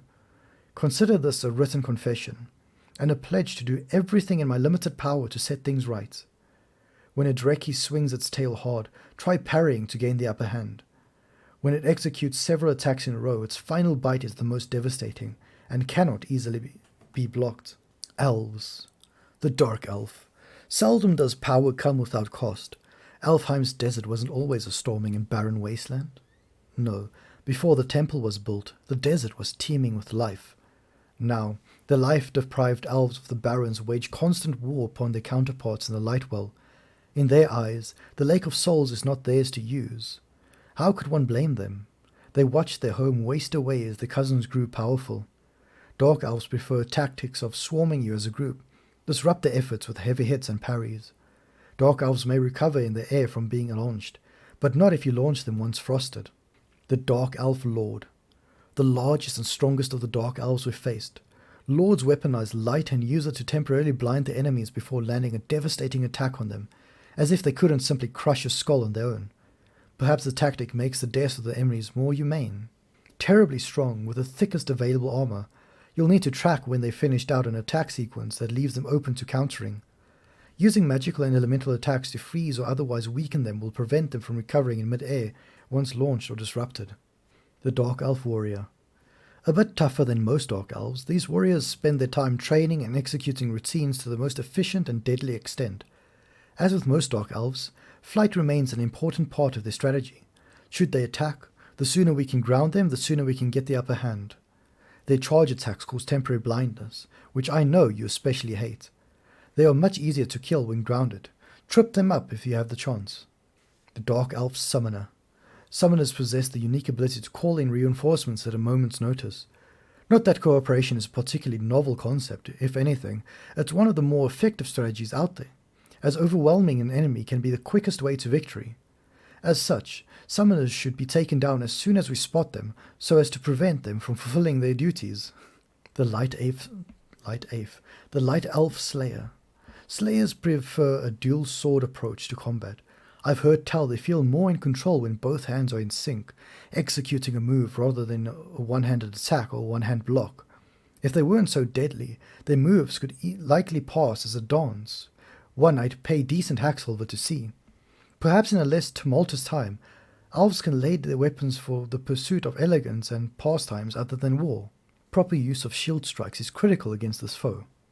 The Light Elf. The discovery of the Lake of Souls marked the beginning of a great schism within Alfheim. The Lightwell harnessed with power of the light, and the elves who spent their days basking in its glow became obsessed with the newfound power. They found new ways to express themselves through art and invention.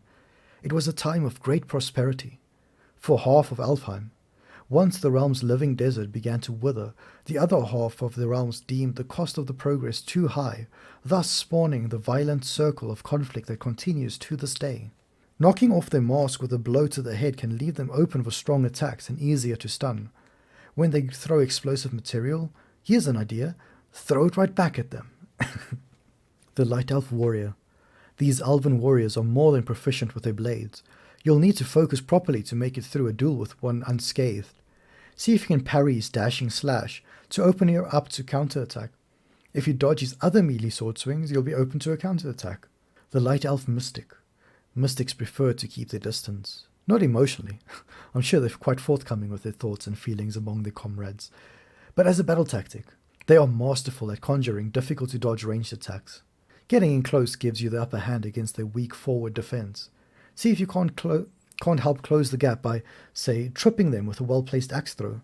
Their projectile orb of energy will slowly but surely home in on you, and do terrible damage if you let it. Try to detonate it early with anything you can throw at it. Hellwalkers. The Hell Reaver. Reavers die. They reject the call of the Valkyries and, well, here we are. Some nasty ice attacks come from their newfound afterlife, so take care to avoid getting frozen as it just sends them into a more confident range. The Hell Raider Chief. Take your garden variety Ox of Raiden Chief and replace his blood with frozen malevolence of hell itself. It sounds terrible, and rightly so. The Chief of Hell Raiders is just as quick as his underlings, but even harder to stop once he gets going. His frost kick attack is strong but slow. Try to parry it and get whatever edge you can. The Hell Raider. Your standard stag-styled raider, only dead, and far more dangerous for it. Relentless, frenzied, rageful creatures. Lighting them on fire should help calm them down. These undead maniacs enjoy a protective frost layer. Use your blades to burn it off. If a Hell Raider comes rampaging your way, try to interrupt the flurry of attacks with a well-timed parry. The Hell Raider Scout. The frozen undead Hell variant of your owl-styled Raider Scout. Faster, louder, and colder. Raging Hell Scouts rush in close with a flurry of strikes in quick combination. Difficult to dodge, far easier to block until they finish. Hell Viken. Dead Viken, perhaps with a small strength advantage over their living counterparts, as most have taken up maces as means of punishing all who stand in the way. Death may have made them strong, but attacking with one huge weapon often leaves openings for quicker opponents, yeah? We should be able to dodge this creature's mace depending on the type of swing. Might be best to dodge horizontal swings backwards and the vertical swings sideways. If a Hellvaken misses its overhead attack, its mace will get stuck in the ground, leaving it vulnerable for a time. The Hell Shadow. When a shadow crosses into Helheim, I can only imagine the Seder magic leaves their bodies, but the cavity left behind, whether spiritual or physical, must be filled. The ice and winds of the realm, being as aggressive as they are, then rush in, leaving in its place a Hell Shadow, imbued with all the frozen forces of Helheim. I can't imagine this process in any way pleasant, even for a dead shadow. Hell Shadows defend themselves with a magical ice wall. If you miss them with an axe throw, recalling it into their backs is an evergreen tactic. Their ice walls can damage us as well, exploding if we get too close. Best if we try to deal with these nasties from a distance. Hell Shadow Archer. This dead shadow has learned a fair bit of ice magic. As with any archer, with perhaps the exception of Atreus, close range is the best strategy to take them out quickly. Otherwise, they'll see it to their lance-like projectiles pelting us like there's no tomorrow. Their projectiles are quick and sharp, but won't leave you stunned. If you rush these archers, you may take them out of the fight early. Arrow attacks are a reliable means of disrupting their attack pattern. Hellbrood. Not that Hellbrood are particularly expressive creatures, but the lack of faces to express with is even more nightmarish than nightmares themselves, if you ask me. I'm also the one penning these entries, so, of course, I'm asking me. Hell Traveller. A traveller who continued to follow Odin's phony path even in death. Fat lot of good that did him. Hell Travellers are more aggressive than their living counterparts. They'll charge right at you, leaving little time for effective ranged attacks. You can whittle down his armor by staying close and dodging his strikes, but when he charges up his overhead smash, be elsewhere. Hell Revenant. A chilling varietal of Revenant. What's most curious about them is the fact that they made it to Hell's Sons in an intact soul. I was under the impression that one was necessary in order to enter into Helheim as one of the dead. Perhaps the Seder magic allows them to bypass whatever would have kept them from the realm of the first place, or they've managed to circumvent the process of death entirely and instead opt to serve the realm itself. Her fissure attacks not only do damage, they slow you down with freeze effects. Make a priority of avoiding these. Mind a freezing ice breath attack. It can leave you slow and vulnerable. Interrupt it, dodge it, or outrun it. Midgardians, the Raider Chief. The Raider Chiefs adopt the strength of the mighty ox for their Fylgja, and visually speaking, it's quite obvious. Massive hulking forms that can weaponize nearly every part of their body should they throw their weight behind it. According to Raider tradition, chiefs are chosen through several days and nights of combat trials. Only the strongest of the warriors are even given a chance, and by the end of the trials, most if not all of the contestants are dead, including the winner. Due to drastically dwindling numbers, I think they may have changed their methods. Chiefs are extremely tough and will continue to press forward even under pressure. A strategy to stun them might have you the opportunity to do some proper damage. Watch for their quick yield strike. It's often a prelude to a larger follow-up attack. Raiders. Few humans are left in the wildwoods these days. Those who survive either stash themselves away in the warmest places they can find, or, should they choose not to hide, have only fended off the cold by transmogrifying the Fylgja, their guardian spirit. This part of their soul takes the traits of an animal, allowing them to adapt to Midgard's unforgiving climate. As of late, the various remaining raiders around the wildwoods seem hell-bent on murdering the lot of us. The protection stave keeps interlopers at bay, but every hunting trip beyond its borders inevitably results in encountering a scouting party or two. No great threat on their own, but powerful in numbers. Try parrying their backhanded strike to gain the upper hand. If they get a taste of blood from their horn, they can charge at you rather suddenly. Trip them with their axe throw. That's always fun. The Raider Scout. While most raiders favor the strength and pride of the stag for their Fylgja, scouts favor the owls for its sharp eyes and sharper talons. They often claim to be able to peer through the eyes of Midgard's owls, but this strikes me as boastful havers. They favor ranged attacks and are deadly accurate with their slings. A scout's slingshot is a painful nuisance at a distance. Thankfully, they're slow to use. At close range, the advantage is yours. Scouts who take a swig of blood will subsequently let out a disorientating scream attack. It's directional enough, you may yet block or dodge it. Do so. Call Raider. 'Tis a peculiar schism in the culture of raiders that a group such as this may entirely turn over the focus of their devotion from blood to fire, while maintaining such mainstream raider traditions as their costs of animal Fylgja, and their immediate and lethal hostility towards all outsiders. Their swinging fire attack is intimidating, but thankfully blockable. Call Raider Scout. Lest we grow too accustomed to the ordinary pains from the slingshots of ranged Raider Scouts, we were blessed to encounter this variant, who instead throw fire all over the bloody place. Call Raider Scouts can throw fire hazards on the ground. If you want any room to maneuver, prioritize these foes. Show caution when closing in. Call Scouts can leave a fire trap and retreat quickly. A swift sigil arrow might foil their plans. The Travelers. Travelers are zealous worshippers who follow the path, a mysterious warrior's code that promises glorious fortune and enlightenment awaiting them in Jotunheim. Little do they know that the path is simply an invention of Odin's in order to trick a large number of warriors into finding a way into the home of the giants. They're as strong as they are devout, and should never be taken lightly. While the armor our dwarven friends expertly craft has a certain finesse to them, traveler armor is heavily reinforced and cumbersome. Getting through it is often the biggest challenge when facing these fanatical bastards. The Traveler Champion. These travelers prioritize the use of shields when it comes to their combat style of choice. Makes hitting them quite a bit more difficult than the given surface area would suggest. What qualifications are there in order to become a champion in the traveler's eyes? I doubt it's as simple as shield proficiency. A shield that size on the back is certainly a choice. You might get the better of a traveler, but safe to say you'll never stab one in the back. Monsters. The Bergsra. The Grim occupy the voluminous middle berth in the life cycle of Svartalfheim's hostile gas monsters. The teenagers of the species, for lack of a better word, violent, gassy teenagers, among the most mobile denizens of the Nine Realms. The Grim can climb almost any surface and burrow into the ground at disconcerting speeds, making them all too easy to lose sight of. Fortunately, they haven't developed the ability to fly. Yet. Their diving attack has enough force to break your guard, interrupted with something well-timed and strong, like a thrown weapon attack.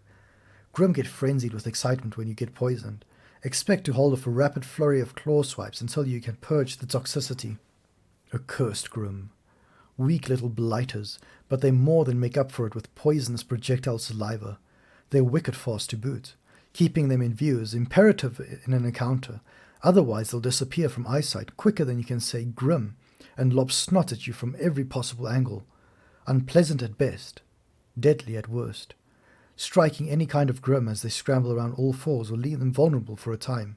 Knocking them to the ground off their perch will damage nearby enemies as well as leaving them all momentarily vulnerable. The Wicked Grim. An encounter with a Wicked Grim will almost certainly lead to a good thrashing from that whip-like apparatus most would call a tongue. Beware their favourite pastime, which seems to be lashing said tongue around any available appendage and goring the attached creature to the best of their ability. Bergsra. If wretches live long enough, they will eventually grow several appendages and emerge from the muck as a Grim. Then, once the skinny bodies have had enough carnage and blood, they will grow into a larger and even more unpleasant Bergsra. Astoundingly, such a transformation takes no longer than a full moon cycle, which speaks to just how much of a Bergsra's apparent mass is made off of pure Svartalfheim gas. The stench permeates them, inside and out, and it endures. At least they're a bit easier to hit than their younger, smaller counterparts. One exploding smoke cloud can set off another, so make sure you've got a safe place to be before you set them off. Your blades are a great tool for detonating smoke clouds, once you're clear of the blast area, especially a whiplash attack. The Bergsra Mother. It should come as no surprise that we despise wretches, but what we despise even more than the little buggers is the thing that spawns them. If wretches are born the way they smell, one can only imagine how much worse a Bergsra Mother is in the olfactory sense. Worst of all, killing them has been known to set off an eruption of wretches, rather than stave it off. Most unpleasant of creatures, the lot of them. The act of spawning the little wretches is not easily interrupted, but a runic attack should get it done. The Fierce Ogre. Nastier, more brutish than standard ogres. Elaboration on this one is difficult, I'm afraid. If you can goad them into using their jumping smash, and not get hit by it, it'll give you an opening while they recover. Do all the damage you can while their back is turned, but count on them attacking the moment they see you there. The Stalker. Stalker huntresses are worshippers of Skadi, a legendary giantess renowned for hunting expertise. They're usually a peaceful group, wanting nothing more than to find the next challenge. It appears recent times have made some of them far more aggressive and ruthless. It can't be said if it's completely Fimbulwinter's fault. As with much of the pain in these realms, I suspect Odin's tampering with the natural order has something to do with it. When you see the antlers surge with energy, that seems to me an opportune moment to aim for the head. Should one of them have the temerity to taunt you, I trust you'll take full advantage of the opportunity to do them bodily harm. The Fierce Stalker. While most stalkers prefer the use of a bow, a select few of them have taken up a lance and preferred their skill with it. A well-executed lance throw grants the ability to take down larger prey, alongside any other bothersome entity, with one fell shot. Not to mention how menacing a long, sharp weapon simply looks when brandished. Nothing like a perfectly timed parry to turn the tables on the jousting charge of a fierce stalker. Don't make a habit of standing behind them, unless you want to be kicked extremely hard. The Troll. Ah, the sweet scent of the Troll. Mead and an elk carcass fermenting in the same barrel in the steamiest of Svartalfheim swamps. At the very least, they're easy to avoid, given their spoor and disregard for the art of stealth. Wolvers. Of all the things that remind me of home, it's these mangy malcontents, the isles of my childhood and creatures of a similar build. They were relatively friendly, though, often sharing fish and other goods with the locals, a far cry from these vicious bastards. One would think something so lanky and lumbering would be slow, but they are far quicker than expected. Their speed combined with the sharp teeth, thick fur, and a nasty set of claws make for a tough fight. Take note when a wolver howls. It indicates they are entering a frenzied state, where attacks may follow with incredible speed. If a wolver is locking you down with frenzied attacks, see if they can be distracted by support arrows. The Fierce Wolver. All the joys of a wolver, just a bit bigger and meaner. I would add, with more claws, but I don't think that's true. Certainly feels like it when they take a swipe at you. I can only speculate on what facilitates the transition from a wolver to one of the more fierce in nature.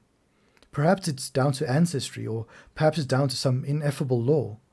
Survival of the fiercest? Wolvers become very difficult to hit when they crouch on all fours, stay on your guard, and watch for counterattacks. Whereas other wolvers may howl as a prelude to frenzied speed, this one howls ahead of a strength boost. Use extreme caution around a fierce wolver in this elevated power state. Primordial. The Draugr Ancient. The jungles of Vanaheim are brimming with Vanir magic, and their cup overfloweth in the case of the Forest Ancients. A bit of a misnomer here. Though they resemble the Fire and Frost Ancients of Midgard, these woodland brutes coalesce and disassemble all in the span of a single season. The Vanir tend to leave them be, but a certain pair of legendary blacksmiths value their hearts, which a certain self-exiled war god is all too happy to acquire in exchange for better gear. Man, I feel bad for killing these things. You don't need to, man. The Soul Eater. An ancient with its soul removed, cursed with an insatiable hunger for the souls of others. How many of these abominations did Andvari create? For the sake of Yggdrasil itself, I hope they haven't learned to reproduce.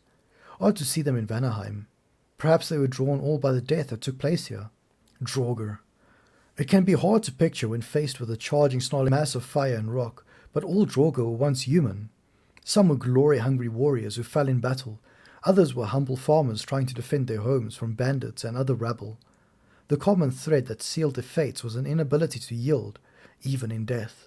Not even the promise of Valhalla or Folkvanger could tempt them into letting go. Instead, they fought the Valkyries that came to collect their souls. Pure stubbornness and rage kept them bound to the lands where they fell, their bodies twisting into the nasty forms we know today. All their humanity is gone, and all that remains is an insatiable need to fight. Draugr fight with dangerous weapons, but they aren't terribly skilled with them.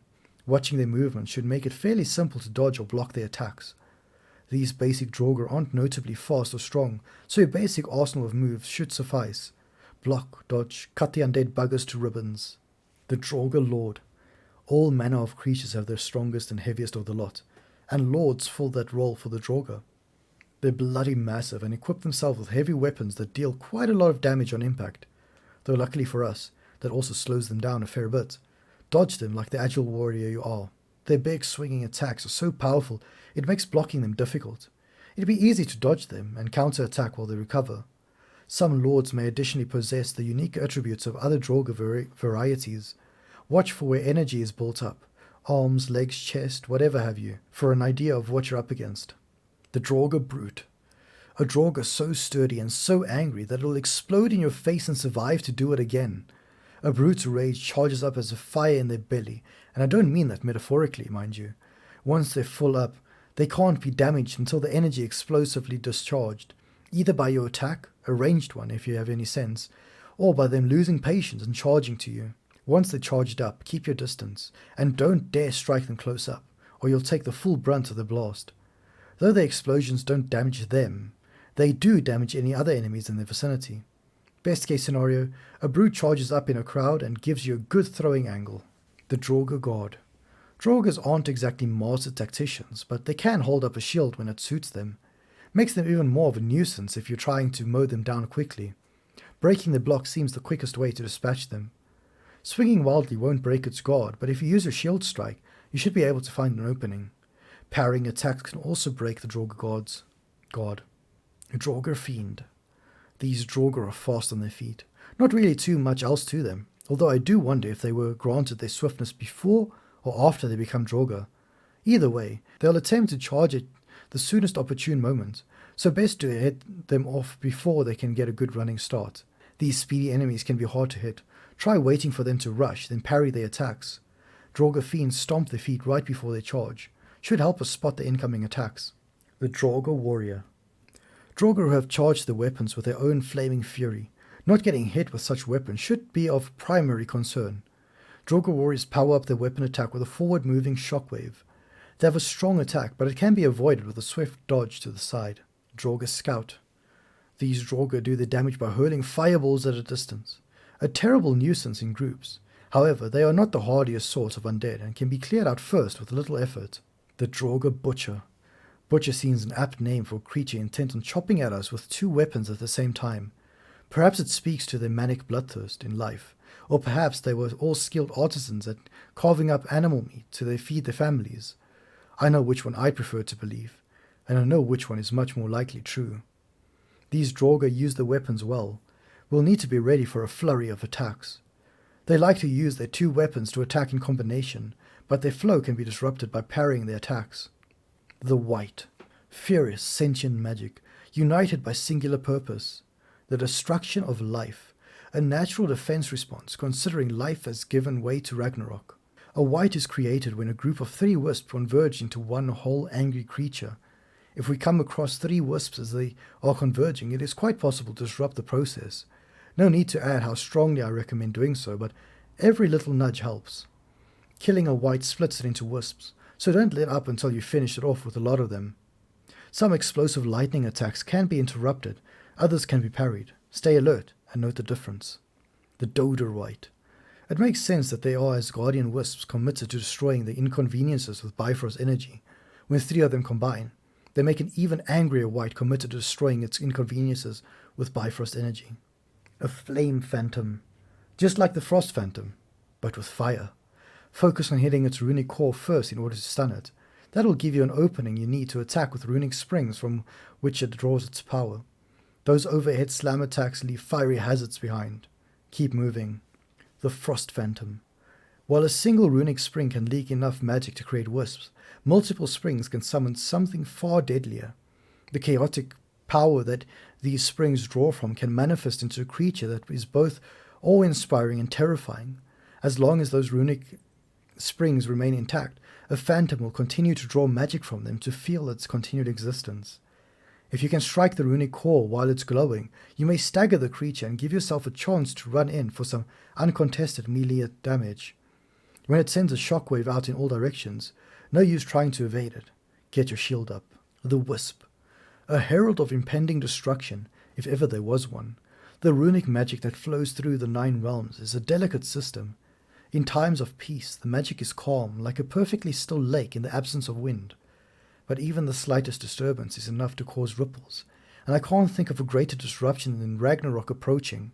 Runic springs have begun to appear, causing raw magic to bubble from deep within the very makeup of a realm. From these springs, wisps are born, the pure manifestation of magic.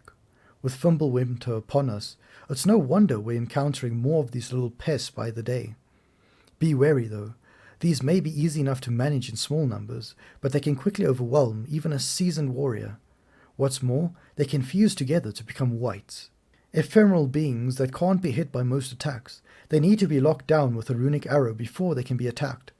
Once vulnerable, they can be dispatched in a single hit, which causes them to be knocked away and explode, dealing damage to enemies with a little luck. The Cursed Wisp. Wisps may not have eyes, that I know of, but the ones in Vanaheim would curse you just as soon as look at you should they feel even a tiny bit threatened. Oh, or poison. They're quite capable of good poisoning should the mood strike. Wisps fly up into the air to duplicate themselves. Cursed wisps can turn into a poison hazard on the ground. Stay out of it, or it will poison you constantly. Hit them with a ranged attack to interrupt it. Dodor Wisp. Wisps are beings of pure energy, so the likelihood that Odin managed to imbue them with Bifrost himself seems low. But then again, how else would the Aesir have managed to tame them and use them in battle? With these Dodor Wisps, any of you are able to heal or strengthen themselves in a pinch. Best tackle the wisp before dealing with the Einherjar to prevent any unwanted support in Odin's favour. If there are enough wisps around, they will try to transform into a white. Make sure to interrupt them. Dodor Wisp can turn into a trap of Bifrost. If you step in it and get hit, make sure not to be hit again or the Bifrost will detonate. Satyr. The Reaver. We seem to be seeing more and more Reavers corrupted by the overuse of Satyr magic over time. It's a dangerous game to be playing as the stuff's powerful beyond all belief. But like a well-intentioned evening with a bottle of mead, these things can sneak up on you quickly. Similar to Viken, they are able to heal should they become critically wounded in a fight, so they should be dealt with quickly when encountered. The Viken. These Satyr warriors have embraced the magic as part of their own being and exude it from every pore in their body. Seems a bit cumbersome, although it allows them to heal quickly from any wounds they might incur, so probably not as inconvenient in their opinion. Best to deal with them swiftly before they can patch themselves up. The Shadow. Human reavers that have fully embraced all the ways of Satan magic has corrupted them, and are all the more dangerous for it. They favor combat at a distance where they can chuck spells at the enemies. In my opinion, their newfound preferences make them quite a bit more cowardly in their advanced corruption, but I can't wield magic as they do, so who am I to judge? Before shadows attack, they conjure up a spell of explosive Satan magic. Before they succeed, you can rush them, though after they succeed, you'd best be ready to dodge. Once the explosive projectile is formed, you might still disrupt their throw with a ranged attack of your own. Nokins. They are pleasant singing voices. They are terrible singing voices. And then there are Noken voices. My advice to anyone lucky enough to hear the Noken's vile, throaty song, turn around and march straight in the opposite direction. Dafty adventurers that we are, we ignore such nonsense. These gangly little creatures prefer to remain hidden, out of harm's way, so they can inflict their chant upon unsuspecting enemies and allies. Noken will continually sing, providing a health enchantment to nearby allies. Find their hiding spot and silence them quickly. Better to find the Noken and flush it out than to be drawn into engaging enemies under a healing enchantment. Though in a pinch, take note that the healing effect won't protect them from being stunned or knocked over a cliff, say. The cursed Noken. This lovely cousin of the humble Noken has discovered the gift of granting boons to its allies during a fight. It relies on the strength of others to keep it safe and out of harm's way. Fascinating how smart these little things have become since they first crawled out of whatever hole they spawned from. Never ignore a Noken. They'll grab you if you're not careful, and it is far from pleasant. The projectile thrown by these Noken will have a temporary blinding effect if not blocked. The Legion. Very similar to a brood in terms of appearance, with the additional boon of poison. Unclear if Legion were created alongside the original brood, or if they were a result of Vanny experimentation, which isn't entirely out of the realm of possibility. They can poison us, and we need to be extra careful of their leaping attack. Legion explode when they die. We can use this to damage and knock away any nearby enemies. The Revenant. As with many of the dastardly creatures we encounter, Revenants weren't always so monstrous. They were run-of-the-mill witches until they traded parts of their soul for more power. In time, the humanity all but disappeared, leaving behind cackling monstrosities with a penchant for poison and a lesson for all those who seek power. A revenant throws a powder of pure pestilence, creating hazards in the environment that'll poison you just to walk through them. Try not to. A fissure attack can move around obstacles to hit us. Any successful dodging it will have to be at the last moment.